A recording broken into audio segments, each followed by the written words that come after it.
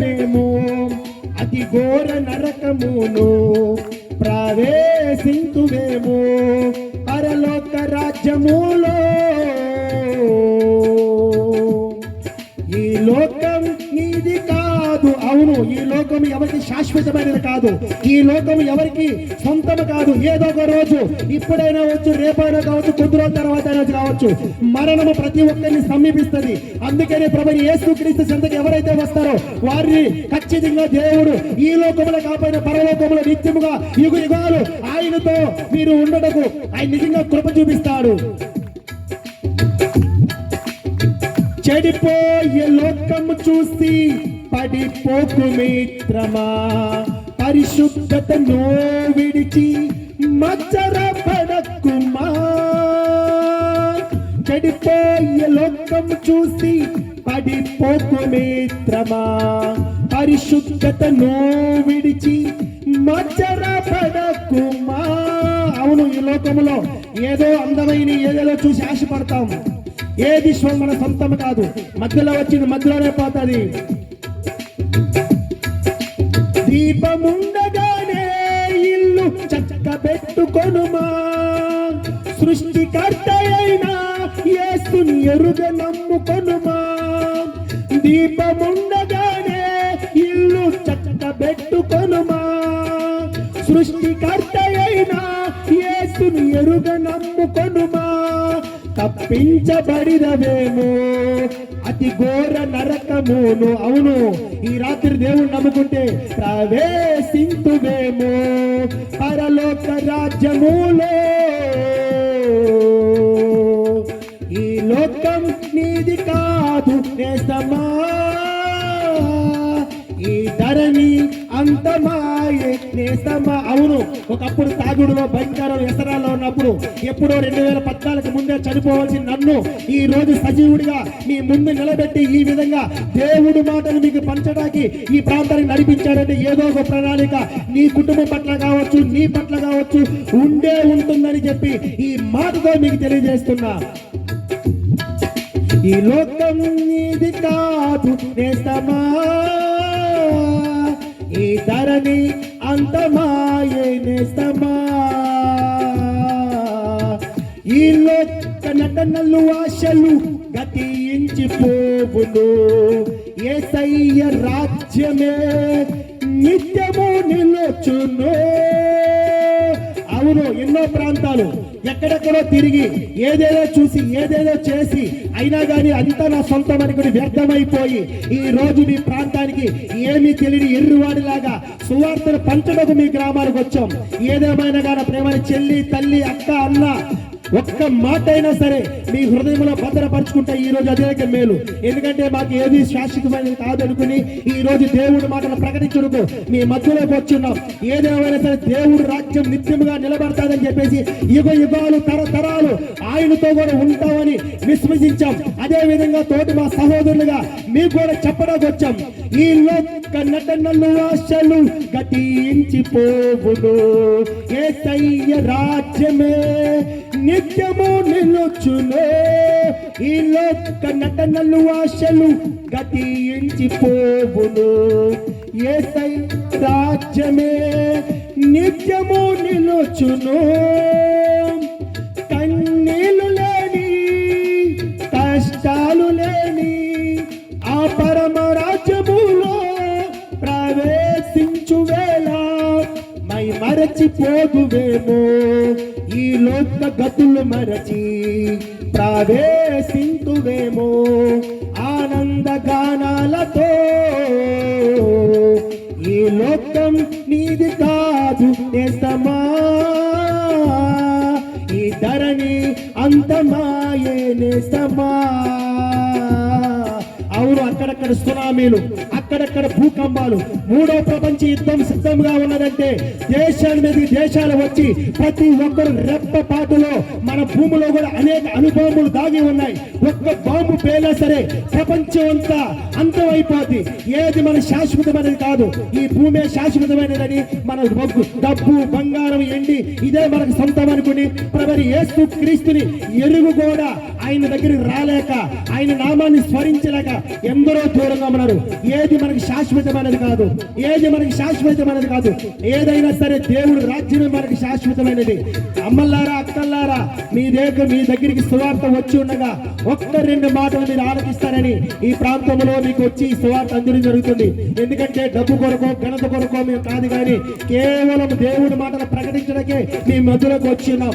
ఏదైనా సరే మీరున్న ప్రాంతంలో అక్కడే కాసేపు నుంచుని, లేదా అక్కడే కూర్చుని, లేదా మీ ఇళ్ళలో తలుపులు తీసుకుని ఈ రాత్రి ఈ ప్రశాంతమైన మాటలుంటే ఎందుకు చెప్తున్నానంటే ఇది కల్పనా కథలు కాదు, కట్టు కథలు కాదు. మేము ఇక్కడికి వచ్చి ఉన్నామంటే ఏదో దేవుడి ప్రణాళిక ఉందని మేము గుర్తెరిగాం కాబట్టి మేము కూడా చెప్పగలగదు. ఎందుకంటే ఎంతో మంది సాతాని క్రియలతో, బంధకాలతో, శాతబడి క్రియలతో ఎంతో మంది చెల్లింగి క్రియలతో ఎంతో మంది చనిపోతున్నారు. ఎందుకు చనిపోతున్నారో తెలియదు, ఎక్కడ చనిపోతున్నారో తెలియదు, ఎలా చనిపోతున్నారో తెలియదు. అందుకని మన మధ్యలో ప్రభువైన యేసుక్రీస్తు ఈ విధంగా వచ్చి సువార్త ప్రకటించాలని మీ మధ్యకు వచ్చి ఉన్నాడు. ఏదైనా చెప్తున్నాడు కదా, ఘనత కొరకు కాదు, ఏదైనా సరే దేవుడి మాటలు ప్రకటించడానికి మీ మధ్యలోకి వచ్చి ఉన్నాం. ఈ లోక నటనలు ఆశలు గతించిపోవును, యేసయ్య రాజ్యమే నిత్యము నిలుచును. ఈ లోక నటనలు ఆశలు గతించిపోవును, యేసయ్య రాజ్యమే నిత్యము నిలుచును. కన్నీళ్ళు లేని, కష్టాలు లేని ఆ పరమ రాజ్యములో ప్రవేశించు వేళ మై మరచిపోదువేమో, ఈ లోక గతులు మరచి ప్రవేశింతువేమో ఆనంద గానాలతో. ఈ లోకం నీది కాదు నేస్తమా, ఈ ధరణి అంతమాయే నేస్తమా. ఈ లోకం నీది కాదు నేస్తమా, ఈ ధరణి అంతమాయే నేస్తమా.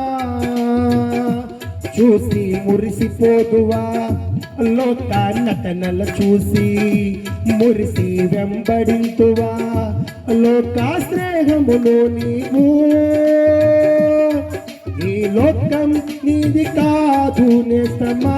అవును, ప్రతి ఒక్కరు ఈ రాత్రి ఆత్మతో సత్యముతో ఆయన ఆరాధించగలిగితే, ఎందుకంటే ఎవరైతే ఇద్దరు ముగ్గురుగా కూడిన నామంలో మీరు ప్రార్థిస్తారో వాళ్ళ మధ్యలో నేను ఉంటానని చెప్పాడు. మనమందరం ఒక చిన్న మందిగా కూడి ఈ రాత్రి కొరకు, మన దేశం కొరకు, ప్రపంచం కొరకు ప్రార్థన చేయగలిగితే మనంతుగా దేవుడు రాజ్యాన్ని కట్టడానికి సహాయపడుతుందని నీ మాటలు మీ వద్ద పంచుకుంటున్నాను.